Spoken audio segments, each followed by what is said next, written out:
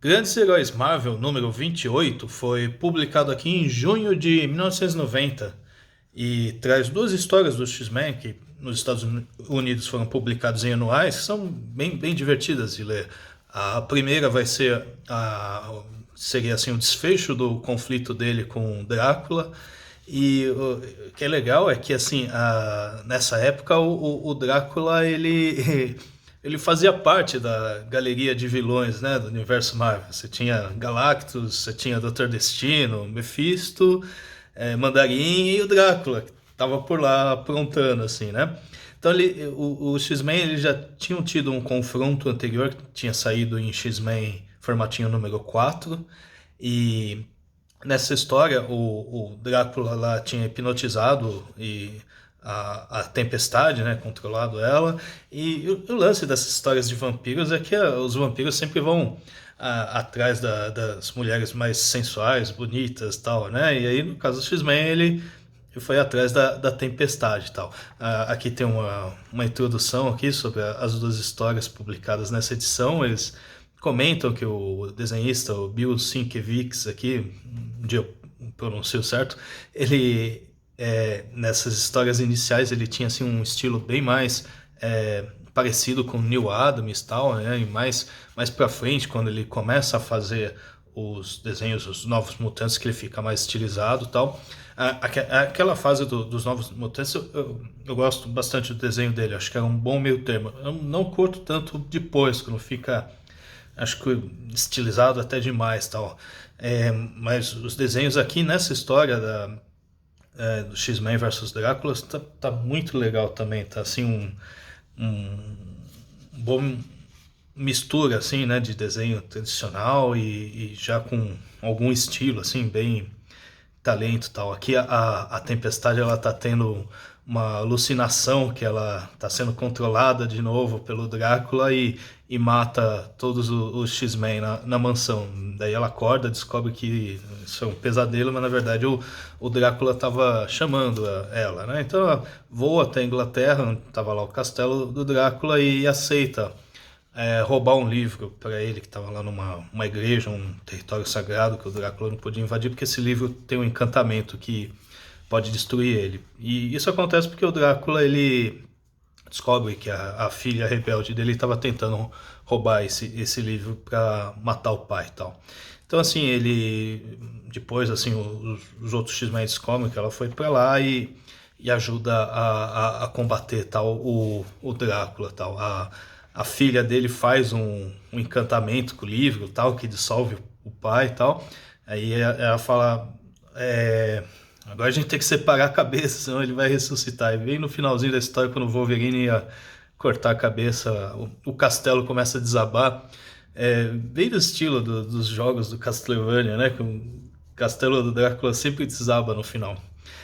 Aqui no final vai ter uma outra personagem que seria a última descendente da família Helsing e tal, que foi transformada em vampiro pelo Drácula. Ela recobra a consciência e pede pro Wolverine matar ela, que ela queria morrer assim, dissolvida pelo sol e tal.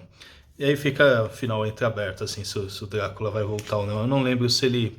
Eu acho que depois ele volta, não sei se encontra de novo com o X-Men. A segunda história aqui é um outro anual do X-Men, que foi publicado um pouco depois. Essa história aqui, a primeira, acho que saiu em 82, era até anterior à cronologia do que a Abril estava publicando do X-Men na época, né? A Tempestade ainda tinha os poderes e tal. Essa daqui já era um pouco também mais antiga, né? Acho que em 1990 a Abril já devia estar publicando coisas de 85, 86, mas ainda tava valendo esse anual aqui. É uma coisa mais rara, né? Eles terem a capa do anual aparecendo no formatinho, né? Normalmente muito difícil a Abril publicar alguma capa americana nas internas. Às vezes quando muito escolhia a capa para principal, né? Quando não mudava tal, mas ter a capa as internas, o cara tem que colocar arte do leitor, propaganda, sessão de cartas, qualquer coisa, mas é legal ver a capa da edição americana. E aqui vai ser uma história bem também bem mais leve e tal, onde tem assim os X-Men eles estão reunidos assim junto com os Novos Mutantes do lado de fora da mansão e tal, contando histórias na fogueira e tal. E aí a Eliana conta essa história que seria como se fosse os X-Men e o Clube do Inferno no espaço tal. E os X-Men seriam uma espécie de piratas, de facção rebelde, e o Clube do Inferno estava lá tentando dominar a Lince Negra lá, e a Kitty Pryde. E os X-Men acabam salvando ela tal, e nessa história os X-Men são meio que comandados pelo Lockheed lá, aquele dragãozinho da Kitty Pryde e tal.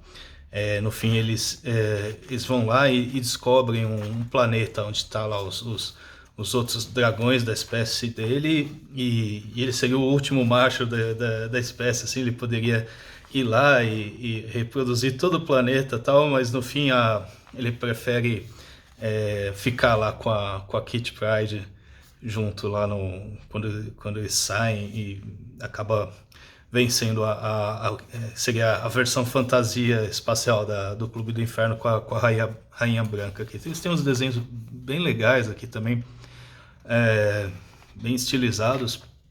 Desenhista Steve Leialoha, o roteiro é do Chris Claremont, mas assim o conceito inicial foi dessa editora, Joe Duff. É uma editora até que famosa, trabalhou mais na Marvel durante os anos 80, talvez anos 90.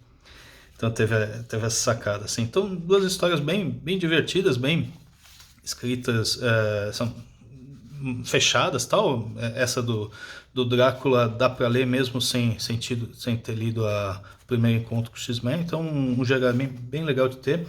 Essas duas, essa história que saiu, acho que em X-Men 4, e essa conclusão foi depois republicada nesse Drácula vs Heróis Marvel, o volume 1 tal. É legal porque às vezes você consegue comparar, né, umas histórias publicadas duas vezes no mesmo formatinho. Normalmente, e aqui foi exatamente a mesma arte, o mesmo desenho e tal. Por exemplo, quando republicou Guerras Secretas, aí teve mudança de cor, de texto e tal. Mas aqui usou exatamente mesmas fontes, tudo assim, só cor. Você só nota às vezes que essa impressão aqui saiu um pouquinho mais forte que essa, tal, mas é bem sutil. Mas então assim, desses X-Men vs Dráculas também você pode encontrar nesse aqui, que eu até fiz um outro vídeo, mas era um vídeo focado em ficar remendando aqui, que essa foi uma edição que eu comprei em sebo muito depois, estava tudo capa quase saindo e tal. Essas duas edições aqui estão meio detonadas, porque essa daqui, apesar de não parecer tão detonada, é uma que o grampo fica torto pro outro lado, então é um saco de ler, né? Porque você não consegue folhear tão fácil, né? Porque essa parte ela fica torta para esse lado e você não consegue folhear assim com o dedo, né? Você tem que ir pegando folha por folha. Isso é uma das coisas que mais me enche o saco quando pega às vezes um formatinho, ficou muito tempo em sebo, né, em pilha, né, ele vai entortando para esse lado. Mas, de qualquer jeito, outro GHM muito legal.